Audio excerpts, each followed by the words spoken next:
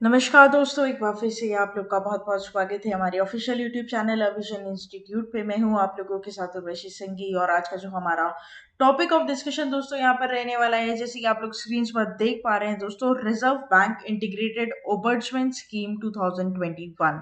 दोस्तों ये जो टॉपिक है वो आपके एग्जाम के लिए बहुत इंपॉर्टेंट है।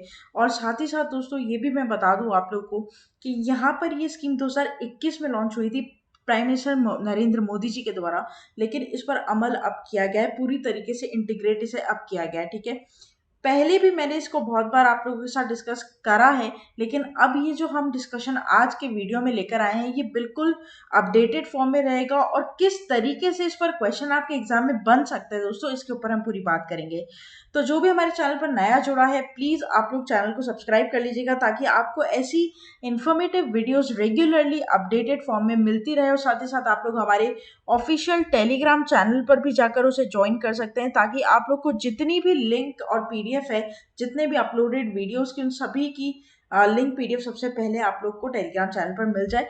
टेलीग्राम पर दोस्तों हम एमसीक्यूज भी अपलोड करते हैं ताकि आप लोगों के जो एग्जाम में प्रिपरेशंस है या फिर आपको पता चल सके कि किस तरीके से एमसीक्यूज आते हैं एग्जाम पॉइंट ऑफ व्यू से। ठीक है, साथ ही साथ दोस्तों इन वीडियोस को अपने दोस्तों के साथ, रिलेटिव्स के साथ जरूर शेयर करें ताकि उन्हें भी इन वीडियोस का फायदा हो सके। तो चलिए फिर हम बढ़ते हैं, बात करते हैं दोस्तों कि क्या है आखिर ये बैंकिंग ओबर्ट्समेंट और ये इसका इंटीग्रेटेड फॉर्म जो रिजर्व बैंक के द्वारा लॉन्च किया गया है। ठीक है, उससे पहले दोस्तों यहाँ पर मुझे एक इंपॉर्टेंट बात आप लोगों से करनी चाहिए। जिसे नहीं पता है कि बैंकिंग ओबर्ट्समेंट क्या है उसे कम से कम मैं ये तो बताऊं कि बैंकिंग ओबर्ट्समेंट होता क्या है। देखो, एक बात आप गौर से समझिएगा, हम अपनी सारी वीडियोस को बेस से समझाने की कोशिश करते हैं ताकि आपका जो पॉइंट है या आपका जो व्यू है उस पर पूरा क्लियर हो सके। ठीक है, इसलिए हमारी यही कोशिश रहती है कि हम हर टॉपिक को एकदम बेस से स्टार्ट करें ताकि आप लोग की जो नींव है वो बिल्कुल मजबूत रहे। ठीक है, तो बैंकिंग ओबर्ट्समेंट को बेसिकली दोस्तों बैंकिंग लोकपाल भी बोला गया है। ठीक है, ये भी ध्यान रखिएगा आप लोग। बेसिकली होता है कि जैसे सपोज करिए एग्जाम्पल के थ्रू अगर मैं आपको समझाना चाहूँ, मान लीजिए मिस्टर ए है और मिस्टर ए का एक अकाउंट है। ठीक है, मिस्टर ए है और इन्होंने एक दिन क्या किया, एक ट्रांजेक्शन किया एटीएम बैंक। ठीक है, एटीएम से एक ट्रांजेक्शन किया, मान लो 10,000 रुपीज का। ठीक है, और इनके साथ ये घटना हुई कि 10,000 रुपीज जब ये विड्रॉ कर रहे थे तो बैंक से मैसेज तो इनके फोन पर आ गया कि 10,000 rupees has been debited, but इनके हाथ में वो एज अ कैश एटीएम पर नहीं आया। ठीक है, होता है, बहुत बार ऐसा होता है, इवन मेरे साथ भी हुआ है कि जब मैंने एटीएम में ट्रांजेक्शन की तो पैसे मेरे हाथ में नहीं आए लेकिन मेरे बैंक अकाउंट से पैसे कट गए।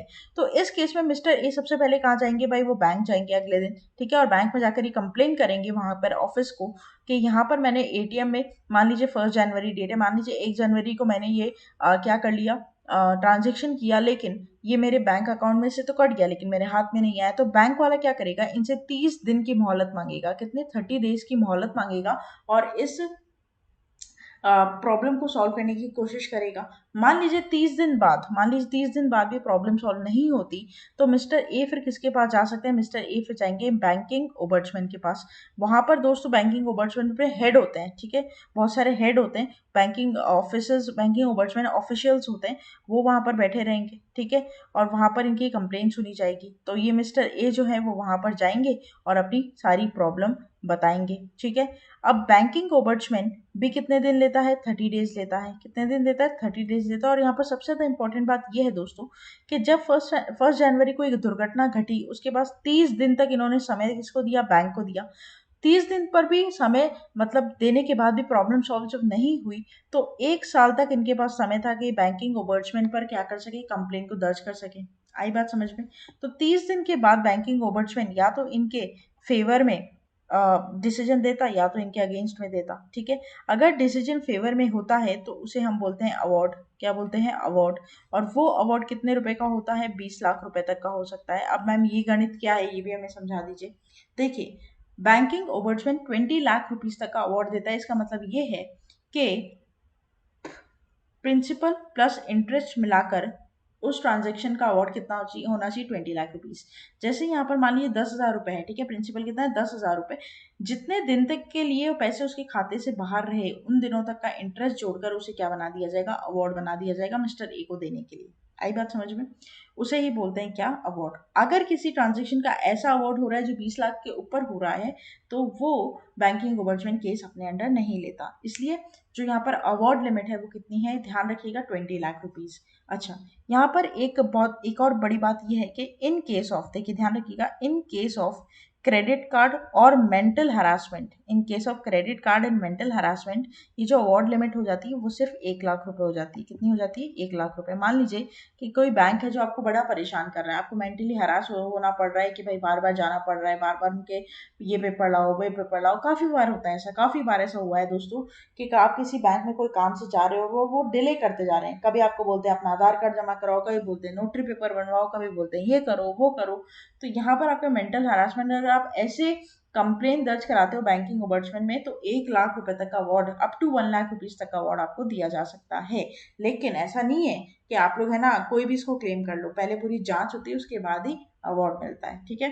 अच्छा, उस अगर क्रेडिट कार्ड का केस है कि क्रेडिट कार्ड का ऐसा कोई केस आ गया कि आपने तो स्वाइप किया ही नहीं क्रेडिट कार्ड और अपने आप ऑटोमेटिकली यहाँ पर पैसे आपके कट रहे हैं या जो भी हो रहा है, तो उस केस में आपको 1 लाख रुपए तक का अवार्ड दे सकते हैं, अगर आपकी जो कंप्लेन है वो वैलिड रही तो, ठीक है। तो यहाँ पर मेन मुद्दा ये है जानने का, अभी तक के सिनेरियो में जितना भी मैंने अभी आपको पढ़ाया उसमें ये है दोस्तों कि आपको ये ध्यान रखना है कि मिस्टर ए ने सबसे पहले स्टेप में, फर्स्ट स्टेप में, वो जब बैंक के पास गया तो उसने 30 डेज का समय दिया बैंक को, ठीक है। 30 डेज तक वो बैंकिंग ओवर्चर में कंप्लेन नहीं कर सकता।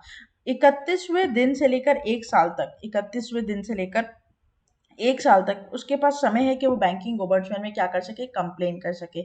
अगर 1 साल ऊपर हो जाता है तो फिर बैंकिंग ओबर्ट्समैन उसका कंप्लेन नहीं लेता। बैंकिंग ओबर्ट्समैन को भी कितने दिन दिए, 30 डेज दिए। अगर फेवर में आता है इसका जो डिसीजन आता है वो फेवर में आता है, तो उसे हम क्या बोलते हैं, अवार्ड। और वो अवार्ड की लिमिट कितनी है दोस्तों, 20 lakh rupees. In case of cash credit card 1 lakh रुपए होता है, और मेंटल हैरेसमेंट भी कितना होता है, 1 लाख रुपए। अगर यहीं पे मान के चलिए कि अगर ये जो पूरा डिसीजन है वो फेवर में नहीं आता, तब मिस्टर ए जा सकते हैं किसके पास, मिस्टर ए जा सकते हैं एपीलिएट अथॉरिटी के पास, जो कि क्या है, जहां पर दोस्तों कोई भी डेप्यूटी गवर्नर बैठा होगा आरबीआई का, ठीक है। वो इस प्रॉब्लम को फिर क्या करेगा, सॉल्व करेगा। अगर वहां पर भी दो कंडीशन हो सकती है, अगर फेवर में हुआ तो ठीक है, केस सॉल्व, अगर नहीं हुआ तो लास्ट ऑप्शन है फिर किसके पास जाने का, हाई कोर्ट जाने का। हाई कोर्ट का जो भी फैसला होगा वो फाइनल होगा। आ गई बात समझ में? तो ये हिसाब यहाँ पर रहता है। तो बैंकिंग ओबर्ट्समैन जो है, वो बैंकिंग ओबर्ट्समैन जो है वो पहले सिर्फ बैंक्स के लिए होते थे, ठीक है, जितने भी आपके पास आज के टाइम में कॉमर्शियल बैंक है उन सबको लेकर।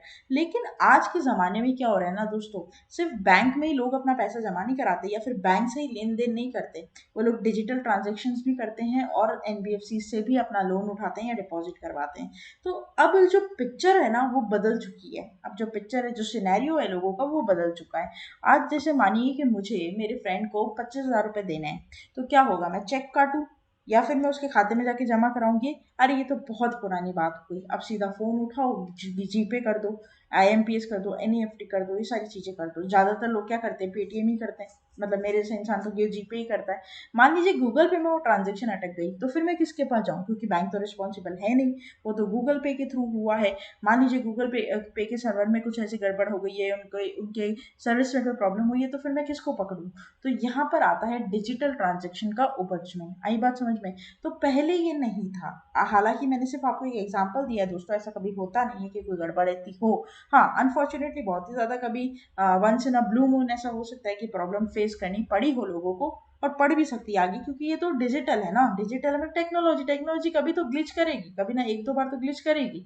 तो इस चीजों को नियंत्रण करने के लिए ओबर्ट्समैन बनाए जाते हैं। ओबर्ट्समैन मतलब क्या होते हैं दोस्तों, लोकपाल।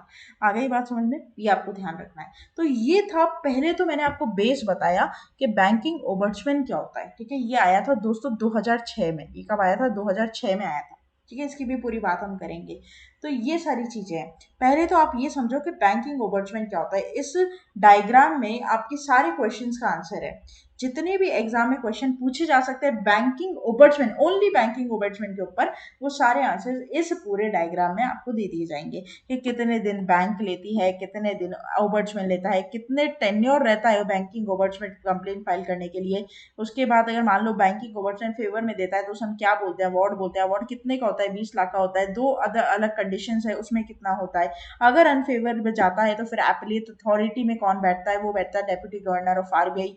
अगर वो भी अगर अनफेवर में देता है तो फिर आप अगर कंप्लेन करना चाहते हो तो कहाँ कर सकते हो, हाई कोर्ट कर सकते हो। हाई कोर्ट के बाद और अदर कोई भी अथॉरिटी नहीं है।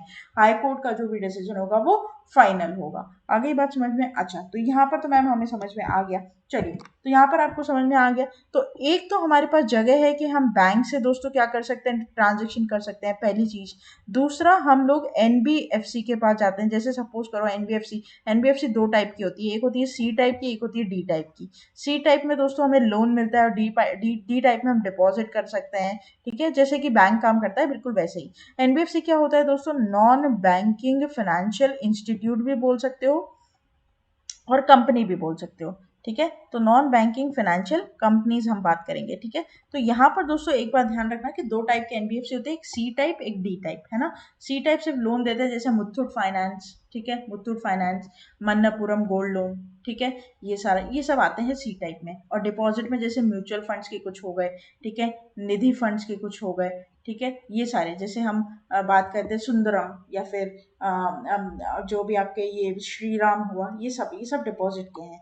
तो यहाँ पर दो टाइप के म्यूचुअल फंड्स की जो कंपनीज होती है वो भी एनबीएफसी डी टाइप में होती है। तो ये सारी चीज है ना। अच्छा, तीसरा होता है हमारे पास क्या, डिजिटल ट्रांजेक्शन। ठीक है, क्या होता है, डिजिटल ट्रांजेक्शन। अच्छा, तो बैंक ने अपना खुद का ओबर्चमेंट खोल लिया। ठीक है, उसके बाद जब एनबीएफसी आया और एनबीएफसी ने अपना वर्क करना शुरू किया तो इसने भी अपना खुद का ओबर्चमेंट खोल लिया। और जब डिजिटल ट्रांजेक्शन आया तो इसका भी अपना एक ओबर्चमेंट खुल गया। ठीक है, तो यहाँ पर तीनों के पास अपने अपने क्या है, ओबर्चमैन है, लोकपाल है। तो अब यहाँ पर प्राइम मिनिस्टर नरेंद्र मोदी जी ने 2021 में ये बात बोली कि जब तीनों एक ही काम कर रहे हो और तीनों अपना अपना ओबर्चमैन खोलकर बैठे हो तो क्यों ना आप तीनों को क्या कर दिया जाए दोस्तों, इंटीग्रेट कर दिया जाए, मतलब जोड़ दिया जाए और इंटीग्रेटेड ओबर्चमैन बना दिया जाए, जहां पर सबकी शिकायतें एक ही छत के अंदर सुनी जाएगी।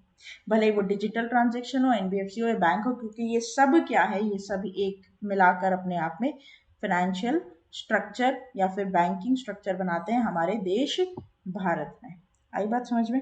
तो ये हिसाब यहाँ पर रहता है। तो इन तीनों को मिलाकर, इन तीनों 1, 2 एंड 3 पॉइंट को मिलाकर यहाँ पर क्या बन गया, इंटीग्रेटेड बैंकिंग ओबर्चमैन बन गया।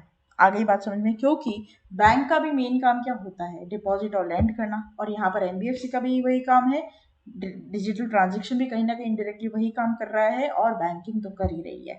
तो यहाँ पर इंटीग्रेटेड बैंकिंग ओबर्चमेंट स्कीम बना दी गई, ये आपको ध्यान रखना है। अब इसके ऊपर हम पूरी बात करते हैं, क्या क्या आपके एग्जाम में क्वेश्चन बन सकते हैं और कहाँ कहाँ से क्वेश्चन बन सकते हैं, ये सारी चीजें हम देखेंगे। देखिए, इंटीग्रेटेड ओबर्चमेंट स्कीम। ठीक है, इंटीग्रेटेड ओबर्चमेंट स्कीम, जिसके बारे में आज हम पूरी चर्चा दोस्तों यहाँ पर करने जा रहे हैं। अगर आपसे कोई पूछे इंटीग्रेटेड ओबर्चमेंट स्कीम कब आई, तो आएगी नवंबर 12, 2021 को। Prime minister Narendra Modi launch the reserve bank integrated ओबर्चमेंट स्कीम वाया वर्चुअल मीटिंग, है ना। तो यहाँ पर ये ध्यान रखिएगा कि नवंबर 2021 को इंटीग्रेटेड ओबर्चमेंट स्कीम आरबीआई की लॉन्च की गई थी प्राइम मिनिस्टर नरेंद्र मोदी जी के द्वारा। ठीक है, और इसकी थीम क्या है, तो ये इंपॉर्टेंट है। Central theme of the scheme is based on one nation one ओबर्चमेंट, एक देश एक ओबर्चमैन।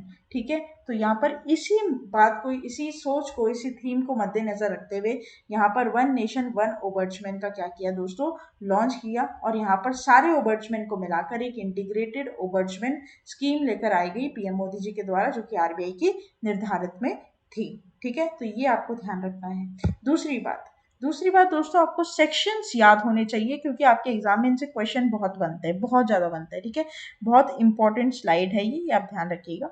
देखिए, अगर मैं बात करूं बैंकिंग ओबर्चमैन की, ठीक है, अगर मैं बात करूं बैंकिंग ओबर्चमैन की, तो इसे section 35A of banking regulations act 1949 के अंदर दर्ज किया गया है। ठीक है, वहीं अगर मैं बात करूं दोस्तों एनबीएफसी ओबर्चमैन की, ठीक है, तो NBFC ombudsman section 45L of reserve bank of India act 1934 के लिए दर्ज किया गया है। और वहीं अगर मैं बात करूं डिजिटल ट्रांजैक्शन ओबर्चमैन की, ठीक है, तो वहां पर section 18 of payment and settlement act 2007 में दर्ज किया गया है। तो यहाँ पर तीनों आपको याद करने पड़ेंगे, मगअप करना पड़ेगा, इसका और कोई उपाय नहीं है, लेकिन बहुत बहुत बहुत ज़्यादा इम्पोर्टेंट है। ठीक है, कोई भी पूछे बैंकिंग ओबर्ट्समैन कौन से सेक्शन के अंडर लिखा गया है, 35A of banking regulations act. कोई भी बोले डिजिटल ट्रांजैक्शन ओबर्ट्समैन कौन से सेक्शन के अंडर लिखा गया है, 18 section 18 of payments and settlement act. कोई भी बोले एनबीएफसी ओबर्ट्समैन किस में अंदर लिखा गया है, 45L of reserve bank of India act 1934, right. तो यहाँ पर आपको मुंह जबानी बिल्कुल कंट्रस्ट दोस्तों क्या होना चाहिए, याद होना चाहिए। और ये इंपॉर्टेंट पॉइंट है जिनको हमने दोस्तों बिल्कुल छोटे छोटे फॉर्म्स में, बुलेट पॉइंट्स में आपके सामने पेश करने की कोशिश की है, क्योंकि हमारी हमेशा यही कोशिश रहती है कि हम कोई भी टॉपिक को दोस्तों इतना इजी बना दें आपको, ताकि आप भूलने के लिए आपको दोस्तों बल्कि मेहनत करनी पड़े। लोगों को याद करने के लिए मेहनत करनी पड़ती है, आप लोगों को भूलने के लिए मेहनत करनी पड़े। यही दोस्तों मेरा क्या रहता है यहाँ पर पूरा टारगेट रहता है कि मैं इस तरीके से आप लोगों को प्रेजेंट करूँ, कन्वे करूँ किसी भी टॉपिक को, कि आपको बस मेरी क्लास में जब आप वीडियो देख रहे हो ना, तारी सारी चीज़ें आपको तभी समझ में आ जाए। और जो जो इम्पोर्टेंट है उसे उसे ही सिर्फ पेश करूँ, ज़्यादा बकवास मैं आप लोगों के सामने नहीं लेकर आऊँ, ताकि आपका टाइम वेस्ट ना हो और आपको क्या याद करना है ये बात आपको पता है, ठीक है। तो यहाँ पर बुलेट पॉइंट्स में सिर्फ इंपॉर्टेंट वही पॉइंट्स आपके सामने लेकर आए हैं दोस्तों, जिस पर आपकी क्वेश्चन बनने की उम्मीद बहुत ज़्यादा है, या फिर इसी से ही क्वेश्चन बनेगा। इंटीग्रेटेड बैंकिंग स्कीम जो टॉपिक है इस वीडियो के बाहर से उसमें क्वेश्चन आपको दिखाई नहीं देगा एग्जाम में, ये मेरी गारंटी है, ठीक है। आगे बढ़ते हैं। टाइप्स ऑफ ओबर्ट्समैन की अगर मैं बात करूं तो देखिए, बैंकिंग ओबर्ट्समैन होता है जो मैंने आपको पहले नंबर पर बताया था, ये लॉन्च किया गया था 2006 में, ठीक है। दूसरे टाइप पर आता है नॉन बैंकिंग फाइनेंशियल कंपनीज, ठीक है, एनबीएफसी का जो ओबर्ट्समैन है, ठीक है, वो 2018 में लॉन्च किया गया था। और तीसरे नंबर पर डिजिटल ट्रांजेक्शन ओबर्ट्समैन आया, वो 2019 में आया, ठीक है। लेकिन फिर ये पूरा तीनों को मिलाकर इंटीग्रेटेड ओबर्ट्समैन स्कीम बना दिया गया 2021 में, ठीक है। तो ये ध्यान रखना। तो ये भी मैंने आपको ईयर भी बता दी कि पहला आया था 2006 में, फिर दूसरा आया था 2018 में, और फिर तीसरा आया था आपका 2019 में। इन तीनों को मिलाकर दोस्तों 2021 में क्या आ गया आप लोग का, इंटीग्रेटेड ओबर्ट्समैन स्कीम, ठीक है। तो ये आपको बिल्कुल इजी फॉर्म में मैंने यहाँ पर बता दिया। अब यहाँ पर क्या दूसरे चेंजेस हुए हैं ये जरूर जानने की बात है, कुछ नए पॉइंट जो मैं आपके सामने यहाँ पर पेश करूँ। It will have one portal, one email और one address for the customers for launch their complaints. देखिए इंटीग्रेटेड ओबर्ट्समैन स्कीम जो है, ठीक है, इंटीग्रेटेड ओबर्ट्समैन स्कीम जो है इसकी खुद की एक ही एड्रेस रहेगा, ईमेल एड्रेस, जिस पर आप लोग कंप्लेंट फाइल कर सकते हो, ठीक है। तो कोई ऐसा नहीं कि बैंक के लिए अलग, एनबीएफसी के लिए अलग और डिजिटल ट्रांजेक्शन के लिए नहीं, एक ही हो गया सारी चीज, ठीक है। अच्छा, it also covered non-scheduled primary cooperative bank with deposit size of 50 crores and above, ठीक है। दोस्तों देखिए, एक होता है शेड्यूल बैंक्स, एक होता है नॉन शेड्यूल बैंक्स। अगर आपने मेरे सेशंस को अच्छे से पढ़ा है ऑनलाइन ऑफलाइन, तो आपको पता है शेड्यूल बैंक्स क्या होते हैं, नॉन शेड्यूल क्या होते हैं। तो जो non schedule primary cooperative bank है ना, उन्हें भी यहाँ पर इंक्लूड किया गया है, जिसका डिपॉजिट साइज 50 करोड़ या 50 करोड़ के ऊपर का है। जिसका 50 करोड़ के नीचे का है उनकी बात नहीं कही गई है, और ये पॉइंट है ना पूरा हीरो पॉइंट है, क्योंकि नया ऐड हुआ है, ठीक है। तो यहाँ पर क्वेश्चन बनने के बहुत ज्यादा चांसेस है, बहुत इंपॉर्टेंट टॉपिक है कि नॉन शेड्यूल प्राइमरी बैंक्स तो है ही उसमें, शेड्यूल प्राइमरी बैंक्स तो इंटीग्रेटेड ओबर्ट्समैन स्कीम में आएंगे ही आएंगे, उसमें आप कंप्लेन दर्ज करा सकते हो अगर कोई घपला होता है तो। लेकिन अगर कोई non schedule primary cooperative bank है ना, जिसकी वर्थ 50 करोड़ और 50 करोड़ से ज्यादा की है, उनकी भी शिकायत आप यहाँ पर दर्ज करा सकते हो, ठीक है। तो ये एक पॉइंट इंपॉर्टेंट है। दूसरी बात दोस्तों क्या है, government taking a resolution of the complaint was an area of concern for the committee which recommended a reduction of turn around time for complaint resolution of 30 days in phase manner over period of 2 years. देखिए ये पूरी बात क्या है, जैसे कि आपको पता है बैंक 30 डेज लेगा, उसके बाद 1 साल का आपका वो टेन्योर है, उसके बाद बैंकिंग ओबर्ट्समैन 30 डेज लेता है, उसके बाद वो अपीलिएट अथॉरिटी कितना टाइम लेगी ये निश्चय नहीं है। लेकिन यहाँ पर गवर्नमेंट ने एक बात बोली है कि ये जितना भी प्रोसेस है, जैसे कि जो स्लाइड 1 में मैंने आपको जितना भी प्रोसेस बताया ना, ये वाला प्रोसेस, ये पूरा process with in 2 year complete हो जाएगा, या यहाँ पर फाइनल डिसीजन आपको 2 साल में मिल जाएगा। 2 साल से ज्यादा इस चीज को खींचा नहीं जाएगा, ठीक है। तो ये एक बड़ी इंपॉर्टेंट बात यहाँ पर कही गई है, ये आपको यहाँ पर क्या करनी है, ध्यान रखनी है ना। तो यहाँ पर ये चीज यहाँ पर बताई गई ताकि आप लोग को पता चल सके कि क्या चीज है और क्या नहीं। टीएटी का मतलब होता है दोस्तों turn around time. Turn around time मतलब क्या होता है, देखिए जैसे मान लीजिए कि आपने कोई शेयर खरीदा है, ठीक है, उसके बाद आपने शेयर बेचे, तो मान लीजिए आपने आज के दिन, मतलब आज अगर मैं बात करूँ, आज की डेट क्या है, 6 सितंबर, ठीक है, 6 सितंबर को आपने कोई शेयर बेचा, ठीक है। तो आपके पैसे 7 सितंबर को खाते में आ जाएंगे, क्योंकि ट्रांजेक्शन प्लस 1 डे का टाइम यहाँ पर रहता है। तो ट्रांजेक्शन प्लस 1 डे का टाइम यहाँ पर क्या कहलाता है, टर्न अराउंड टाइम, क्या कहलाता है, टीएटी, ठीक है। तो ये ध्यान रखिएगा, ये इंपॉर्टेंट रहता है। तो कुछ बेनिफिट्स हैं इंटीग्रेटेड ओबर्ट्समैन स्कीम के जो मुझे आपको यहाँ पर बताने थे, और कुछ जो नई चीजें यहाँ पर एड ऑन हुई है, जैसे non schedule primary cooperative bank की जो नई चीज है, ये जो ऐड हुई है, ये वाली चीज जो यहाँ पर ऐड हुई है, ये काफी इंपॉर्टेंट यहाँ पर हो जाती है ना। तो ये सारी चीजें आप लोग को ध्यान रखनी, क्योंकि यही तुम्हारे एग्जाम में क्वेश्चन बनाता है। यही कुछ इंपॉर्टेंट बातें जो आपके एग्जाम में क्वेश्चन यहाँ पर बनाता है। टीएटी टाइम हो गया, या फिर एड ऑन जो चीजें हो गई, वो सारी चीजें है ना, जो बेनिफिट्स वगैरह सारी चीजें हो गई, वो सारी चीजें। तो प्लीज ध्यान रखना, क्योंकि क्या पॉइंट से क्या क्वेश्चन बन जाए ये कोई नहीं जानता, ठीक है। और दूसरी बात ये है कि आप हमेशा अपने एग्जाम में नई फॉर्म में नई चीज़ों में अपडेटेड रहें, ताकि कभी भी अगर आपने कोई टॉपिक पढ़ रहे हो आप, तो उसका बेस आपको क्लियर रहना चाहिए, ताकि जब मेंस का एग्जाम दो या फिर इंटरव्यू दो और आपसे कोई क्वेश्चन पूछे, तो दोस्तों आपको पूरी कहानी उसके पीछे की पता होनी चाहिए कि क्या हुआ था, किसने किया था और क्यों हुआ था। ये क्वेश्चंस, ये जो 3 क्वेश्चंस है, वो पूरा बेस क्रिएट करते हैं, ठीक है। तो ये था हमारा पूरा सेशन। आशा करते हैं कि सेशन आप लोगों को अच्छा लगा होगा। दोस्तों अच्छा लगा है तो लाइक करना मत भूलिएगा, चैनल को तुरंत ही सब्सक्राइब कर लीजिए, और साथ ही साथ आप लोग हमारे official website that is avision.co.in पर भी जा सकते हैं। वहां पर आपको जितने भी ऑनगोइंग कोर्सेज हैं, ठीक है, जितनी भी ऑनगोइंग कोर्सेज है, भले ही वो ऑनलाइन हो या फिर ऑफलाइन हो, वो सभी आपको मिलेंगे। आप उसमें एनरोल करवा सकते हो, रजिस्टर भी कर सकते हो, ठीक है, ताकि आप लोग किसी भी एग्जाम, जैसे WBCS एग्जाम है, SSC एग्जाम है, रेलवे है, बैंक है, इन सभी के लिए दोस्तों आप लोग क्या कर सकते हो, प्रिपेयर कर सकते हो बहुत ईजीली। साथ ही साथ आप लोग हमारा ऑफिशियल टेलीग्राम चैनल भी ज्वाइन कीजिए, और ऑफिशियल ऐप भी इंस्टॉल कर लीजिए, जहाँ पर आपको free video lectures, latest articles, daily quiz, daily current affairs, free mock test, GK capsule, job notification and 1000 plus online test, ये सभी चीजें मुफ्त मिलेगी, ठीक है। तो यहाँ पर आप क्या कर सकते हैं, अपने एग्जाम के प्रिपरेशन को अपडेटेड फॉर्म में कंटिन्यू कर सकते हैं अविजन इंस्टीट्यूट के साथ मिलकर। Study any time anywhere. Please like जरूर कर दीजिएगा, शेयर कीजिएगा ज्यादा से ज्यादा, ताकि जितने भी आगे आने वाले एग्जाम एस्पिरेंट्स हैं उन्हें भी इन वीडियोस का ज्यादा से ज्यादा फायदा हो सके। कोई भी आपके दोस्त हो, रिलेटिव्स हो, जो भी कॉम्पिटेटिव एग्जाम की तैयारी कर रहे हैं, इनके साथ शेयर कीजिएगा, हेल्प कीजिएगा जुड़ने में और आगे बढ़ने में इन द अपडेटेड फॉर्म। तब तक के लिए आप लोग बने रहिए हमारे साथ। Thank you so much and have a nice day.